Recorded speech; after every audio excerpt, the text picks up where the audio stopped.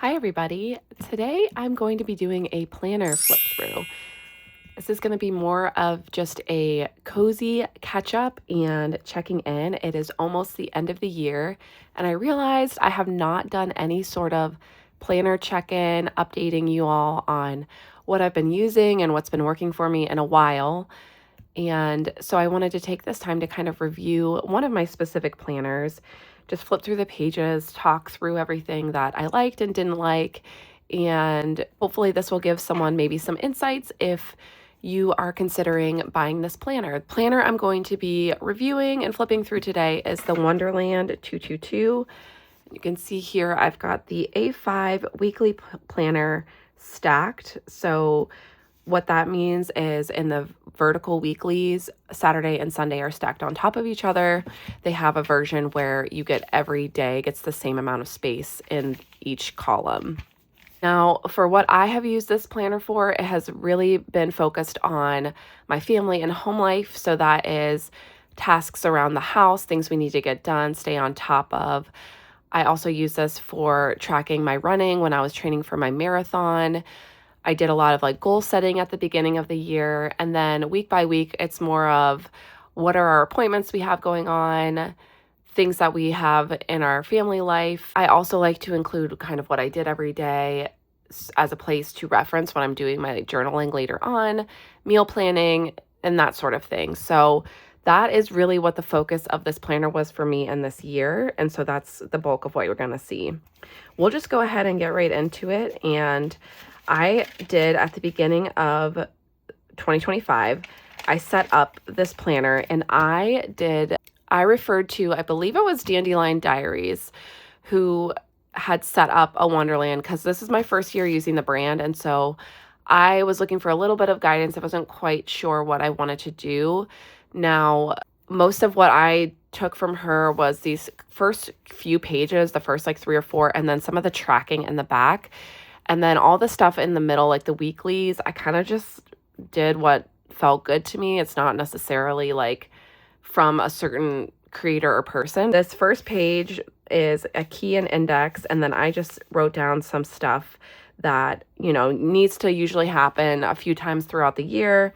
Just putting a check mark next to when it did happen so that I could kind of keep track of it and have a reference point for when we needed to do certain things. This was another area that I took from Dandelion Diaries, and I believe she kind of used this like how I think Sterling Inks is set up this way maybe, and did goals on this page. And so I listed out all of the things, that were important to me. And then this was someday, 1 year, half year, quarterly, monthly, weekly, daily. Now, I don't actually really like this. After I did it, I was like, I don't look at my goals this way, especially daily. That just feels so. For next year, I think I'm going to switch this up a little bit, but it was cool. I did go through and like highlighted all of the things that I either completed or have been consistent with, like whatever the goal was. And so it is cool to go back and look at, where my head was in 2025 at the beginning of the year and like where I've landed now here at the end of the year. I don't remember what this page was. I think it's another index maybe. And I just did a mood board, not a mood board, I guess I should say. It's a vision board of how I wanted my year to look. So, it is time outside with my family, finding balance, completing the Cincinnati Marathon, focusing on journaling, and trying to earn more. And yeah, I feel like it pretty much speaks for itself. And I really do feel like this is a really good capture of my year. So I will say there is something to be said about vision boarding and manifesting to a certain degree. And I'm happy that I have this. It's cool to look back on. So this is a year at a glance, and I used this as a mood tracker, and you can see that I stopped in July. I go really in and out of tracking, caring about tracking, what I want to track. And that is clear here. It's cool to see it, but at some point, I think we just got really busy, and then I stopped grabbing this. I do like this. I do like when planners have this whole year in one spread, year at a glance. I think it's really helpful. There's a lot of cool things you can do with this, and I don't know what I will do with it for next year. I actually think what I'm going to do is put in just birthdays, because there's some birthdays I've got locked in my head and there's some I don't. So I would love to get all the birthdays in here because we have a lot of family. There's people, I like sending cards to people. I like thinking of them and, sending them a text on their birthday. And so what I would love to do is get all of them in here. And then at the beginning of every month, I could flip to this page, put them in the monthly view. And then if I need to, like put a reminder on my phone or tell my husband and maybe he'll remember, something like that. I think that would be cool for this page. Now this one, it has the quarterlies broken up into like a monthly calendar, and then you have this blank space for notes.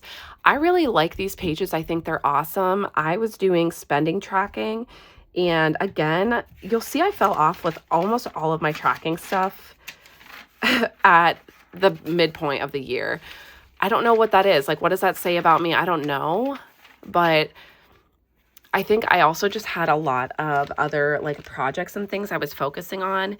And so I just wasn't going to the front of this planner that often. It's like I almost kind of forgot they were here, if that makes sense. But I do think these pages are really cool. And there's just, again, so many things that you could do. Again, you could also do mood tracking here. You could do weather, like I did the spending tracking. If you have, if you're using this like for work, I think this would be a good place just to kind of get like any big dates you've got coming up and any like goals maybe you have, certain things like that. Okay, so then we have notes, and then you get into the tracking. This is just a picture of me, like my body, so I'm not going to show you guys that. But here is the habit tracking. I don't like that you have to flip this. Again, for a lot of people, probably not a big deal, but I don't know, for some reason it just bothered me. And because there's already a lot of flipping in general that you have to do with this planner, and then to also have to like turn it for some reason just bothered me. But anyway, this is for any sort of tracking you want to do. There's one for every month. So here we go. Shocker. My last tracking month was June. I mean, it's in every section of this planner. That's kind of funny.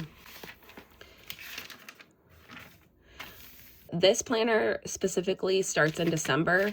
I think a lot of planners do, but it's just nice because then you kind of have some practice space.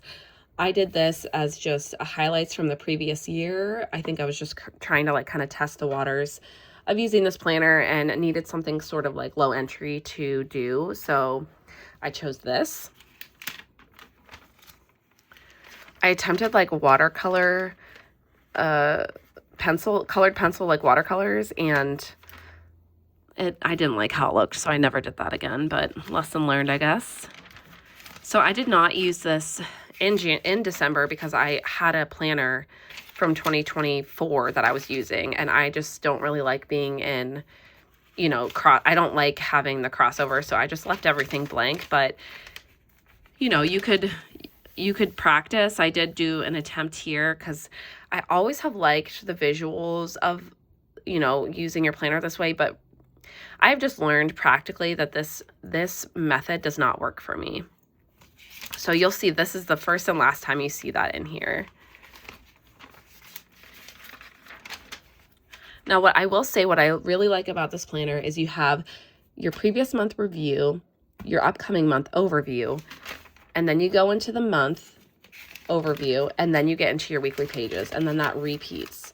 So I love the cadence of that. I really like having the monthly and the weeklies grouped together. It's less flipping back and forth throughout your planner. I was a big fan of that. So I probably will be blurring out some stuff in here just because, again, I don't really share this planner too much on here because it's got a lot of family stuff. So if you see blurring, just, ignore it. But this is what I have done for mine. Now, like I had mentioned, I don't use the vertical planner the way that you're really supposed to. I created these lines and broke it up into different sections. So we've got meals, my to-dos, events is essentially if we have appointments, kid activities, and then just like what we did during that day. Because like I said, I usually reference this for when I go and do my memory keeping journal, it's like, oh, what did we do? Like I look at my photos on my phone, but it's nice to have some stuff written down because sometimes I don't take pictures during the day. So I also just write a sentence or two in here. That way I can reference. And then I always like to have the weather because we are outside a lot. I am, trying to plan our days, and it's just really nice to have kind of like that dashboard view. So this is essentially what my entire planner looks like. And down here, I like to plan out our meals, which has been really helpful this year. And then I fill in, at the end of the week or the end of the day, I'll put when we actually ended up having that meal. And that way I can see what I used, what I didn't use. And if we still have the groceries for it, I'll carry that over into the next week. And yeah, so this is pretty much, I stayed with this the entire year and I loved it. I started trying a lot more new recipes. And so my husband and I would, on a scale of 1 to 5, we would rate them. And then I just put these in here. So now I have kind of this catalog of like all the meals we ate, what we liked and what we didn't like. For this page, I wish I would have done something different for this. I ended up moving all of my social stuff into my Hobonichi weeks. And so I was like, I filled this out pretty much every month, but I didn't like having it in a different place because I didn't really put any of my other social media stuff in this planner. This is all just like family and home life. So this was really out of place. And I was tracking like followers and stuff, which I don't also want to do next year because it just like stresses me out and it's kind of unnecessary. Like I want to celebrate any milestones, but I don't want to be like literally tracking like that. I don't enjoy that. And it also doesn't like do anything for me. Like I don't care about, like, I don't know why I was writing it down because I don't really care. Like it's really cool when I hit a milestone, but I'm not like obsessing over that, So I don't know what, I just like, it's really one of the only like milestones you can kind of check in on with your socials. But I realized I'm like, I just don't like this. So anyway, in most weeks I decorated. I usually do a bit of decorating at the beginning of the week and leave it. I usually don't go in after and add stuff because for me, the joy of decorating the planner is like doing it ahead of time. So that way it just kind of motivates me to use the planner more. So I know that a lot of people will go in after the week is over and decorate because they don't want to, put something where they might end up needing to write something. However, that only happened to me like 1 or 2 times.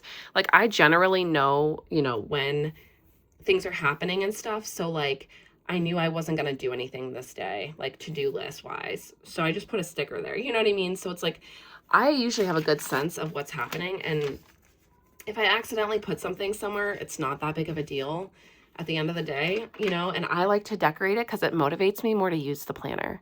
So decorating at the end of the week doesn't really make sense for me because then it's like the week's over and the stickers motivate me to come back and use it, which I know just sounds so silly, but you know how our brains work. It's like whatever we have to do to get ourselves to use the planner. So yeah, I mean, I can keep flipping through this, but like this really is the general pattern I went with, and it worked really well. I'm using the same exact method next year. I don't plan to do any changes. I am using a different planner, and I can talk about that in a minute, but all of the guts of this, other than the social stuff, is going to be the same. I use the monthly view for, just stuff we have going on, travel, all those things. So when it comes to decorating the pages, for the most part, I have used my Cocoa Daisy kits to decorate because I have so many beautiful stickers from them. And having, the monthly, each month has its own kind of theme. It's just like, it's fun. I love how it looks. But I also I have a lot of stickers. And so it kind of just was whatever I was in the mood for, to be honest with you. There's no real rhyme or reason, but I feel like you can always tell when it's Cocoa Daisy because they're like my most like put together looking pages. It's so interesting to see like how heavily I lean into stuff. Like here I was trying to track every post that I did on my 2 pages. And I think that's the only month I did that because I was like, I don't really know why I'm doing this. And sometimes, you don't fill in your planner the way you were supposed to, and that's okay. I have half filled in weeks. Again, life got busy. Are we in July? Yep, we're in July. Remember how I said I just kind of like fell off with everything? I want to know what happened in July. I think we were just traveling a lot, and it's summer, so we're just like really busy and on the go, I'm guessing. I don't know. It's kind of funny, like when you start to see all the trends in your planner. But overall, I really like this planner. Unfortunately, this was the last year that they had the original Tomoe River paper, so this is not the paper that is in the 2026 planner. And I will say I do have a little bit of a beef with Wonderland. Hopefully they never see this, but I was thinking maybe an A6 would be better for me. And then, of course, as soon as the A6 came, I was like, whoa, this is way too small. There's no way. So I do have an A5 planner coming. Here's my beef. I ordered, which I love this color. Isn't this so beautiful? And I think I'm going to hold on to this, and this will be in my bag. I think I'm going to keep it in my bag with me and just have it as like to go on the go list. I don't think I'll do like my setup, especially because it's obviously a lot smaller. It'll be harder, but at least I can have like a running to-do list for every day when I'm out and about. Here's my beef though. The paper's nice. I did a pen test in the back, and it's performing well, but it's cream. I don't know if you can tell this on the screen. And again, for a lot of people, this might not be a big deal. Let me get like a less filled in page here. I can keep flipping through this, but I feel like you kind of get the gist. Here we go. That feels like a pretty significant difference in terms of the paper color. So 2025 is a bright white for sure. This is a bright white. This is a cream. I would say it's definitely more of a cream color. And again, for some people, that's not a big deal. I just was so shocked, I think, because I knew they were changing paper. They made that clear as day, but they never said what paper they were using. And I scoured the website. There was nowhere where it indicated that it was going from a bright white to a cream. And also, I don't know if it's just maybe the size.